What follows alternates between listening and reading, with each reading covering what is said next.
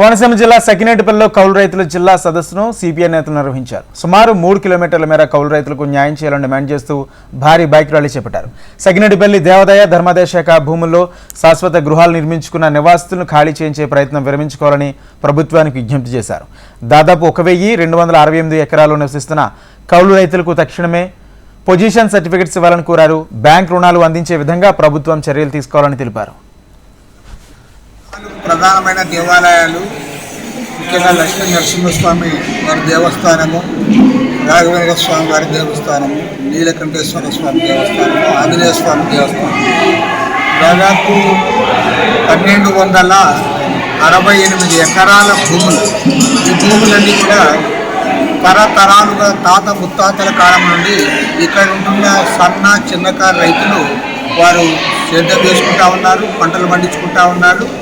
పంటలు పండించుకోవడమే కాకుండా ప్రభుత్వ నిబంధనల ప్రకారము అధికారులకు వారు ఎప్పటికప్పుడు దేవస్థానం వారికి కౌలు చెల్లిస్తూ ఉన్నారు.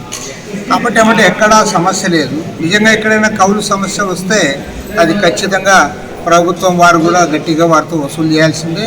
దానికి ఎవరైనా సపోర్ట్ చేస్తారు.